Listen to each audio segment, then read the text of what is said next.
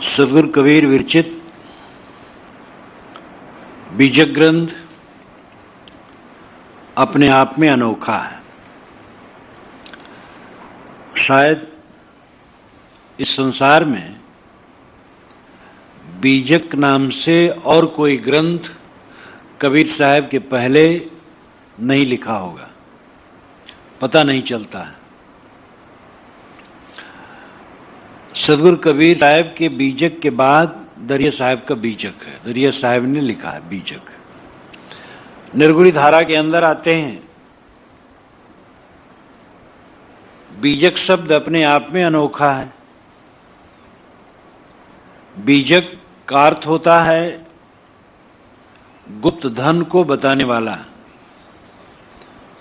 सदगुरु कबीर ने स्वयं इस ग्रंथ का नामकरण किया है। बीजक बित बतावे जो बित गुप्ता होए,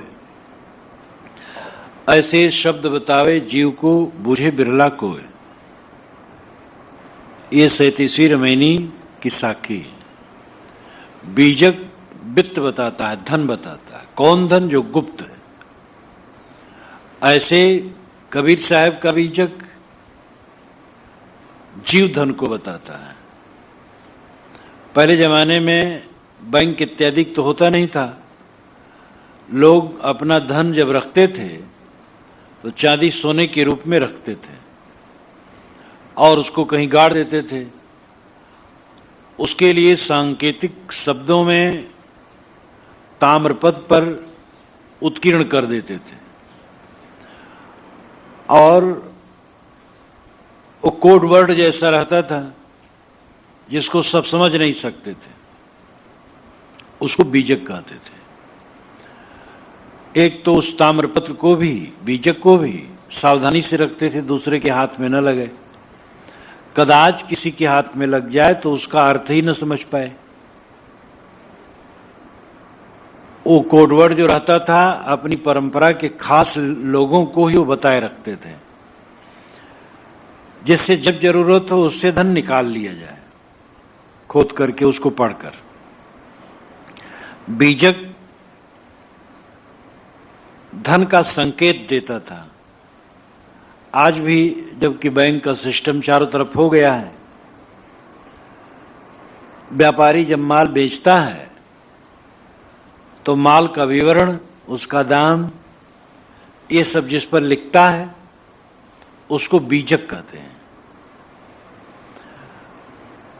और आज भी बीजक धन को बताने वाला है। कबीर साहब ने जो बीजक कहा, उन्होंने लिखा नहीं, कहा। उन्होंने कहा मस कागज छुओ नहीं, कलम गहो नहीं हाथ, चारी जुग का महात्म कबीर मुखे जनाई बात। अब कई विद्वान मान लेते हैं कि वो पढ़े लिखे नहीं थे, लेकिन पूरा बीजक आप पढ़ जाओ तो पता लगे कि कबीर साहब अनुभव की बात तो कहते ही हैं, शास्त्रों की बात भी कहते, बहुत कहते हैं। जो वेदों को न जानता हो, शास्त्रों को न जानता हो, महाकाव्यों को न जानता हो, धर्म शास्त्रों को न जानता हो, वो कबीर साहब के बीजक का अर्थ सब जगह नहीं कर सकता है। तो साधना से अनुभव की बात तो कही जा सकती बिना पढ़े लिखे, लेकिन शास्त्रों की बात तभी कही जा सकती है जब शास्त्रों को अच्छी तरह से जानता हो। कबीर साहब ने शास्त्रों का अध्ययन मनन किया था, जो बीजक से साफ है। बीजक जो संकेत में धन बताए, गूढ़ रहस्य जो बताए।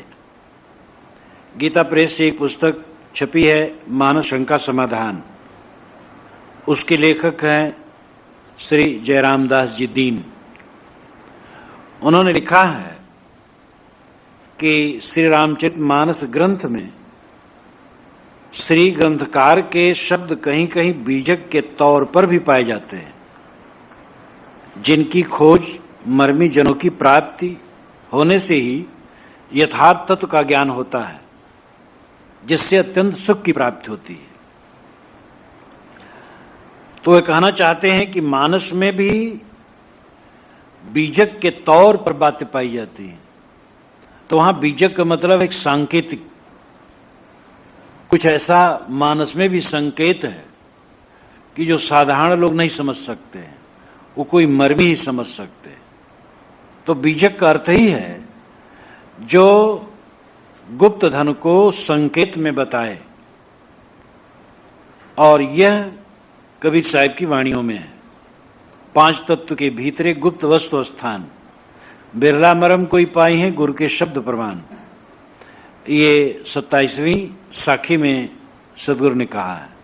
5 तत्व से निर्मित शरीर के अंदर में वह गुप्त वस्तु है जो चेतनात्मा है। गुरु के शब्द प्रमाण से उसका रहस्य कोई बिरला समझेगा। कबीर साहब कट्टर आत्मवादी हैं। आत्मवादी, जीववादी, चेतनवादी जो कहो, वे प्रकृति से भिन्न आत्म अस्तित्व मानते हैं, और वे मानते हैं कि शरीर के अंदर में जो दृष्टा, ज्ञाता, साक्षी चैतन्य है, वही संस्कारों का धारक है। संस्कार आते और जाते हैं, दृश्य आते और जाते हैं, लेकिन उनका संस्कार, उनका लेखा जोखा जहां होता है, वो साक्षी चैतन्य, वो अमर वस्तु है। बीजक की महिमा में, जो बीजक के अंत में 9 साखियां कही गई हैं, बहुत मार्मिक है।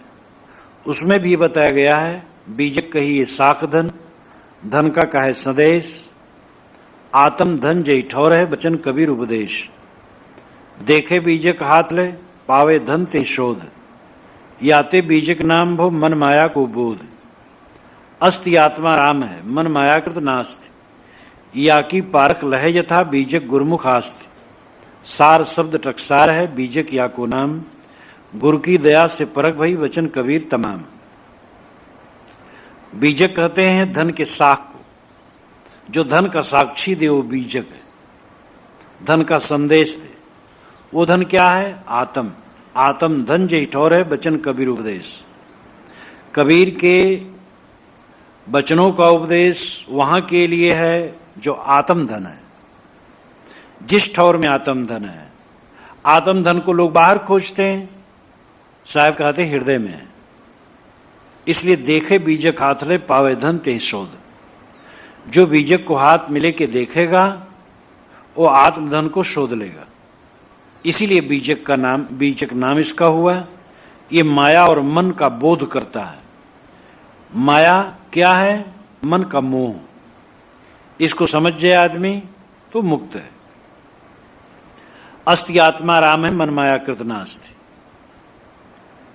जो बीजक की महिमा में 9 साखियां जिसने लिखी, वो संत कहते हैं, उनका नाम का पता नहीं है, बहुत प्राचीन साखियां। अस्ति आत्मा राम है। आत्मा राम अस्ति, अस्ति नाम है होना, आत्मा राम की सत्ता है। और मन मायाकृत नास्ति, और मन मायाकृत जो है वो नाशवान है। साक्षी देखता है, और साक्षी के सामने जो प्रतीत होता है वो नश्वर है। सारी प्रतीति मिथ्या है। अंत में बचपन से आज तक जो कुछ मुझे प्रतीत हुआ वो सब कहां गया? आज जो प्रतीत होता है ये भी खो जाएगा। सारा प्रतीत परिवर्तनशील है, और अंत में हमसे सदा के लिए वियुक्त हो जाने वाला है। लेकिन जो प्रतीत करने वाला स्वयं है, मैं वही हूं। तो मन मायाकृत नास्ति है, लेकिन आत्माराम अस्ति है, सत्ता है उसकी। या की पारख लह यथा, इसकी यथार्थ पारख करना चाहिए। बीजक गुरुमुख आस्ति, ये जो बीजक है, गुरुमुख द्वारा बीजक को पढ़ करके इस भेद को समझे, आत्माराम का और मन माया का। अध्ययन के 2 ही विषय, साक्षी और साक्ष, दृष्टा और दृश्य, स्व और पर। अपने आप का अध्ययन और पर का अध्ययन। पर का अध्ययन करके, स्व का अध्ययन करके पर से अपने को निकाल लेना, यही जीवन की सार्थकता है। धन दौलत मान बढ़ाई, पता नहीं क्या क्या लोग मान रखे हैं कि ये जीवन की सार्थकता है। वो सार्थकता नहीं। धन दौलत तो कुछ जरूरी है शरीर की रक्षा के लिए, लेकिन वो जीवन का लक्ष्य नहीं है।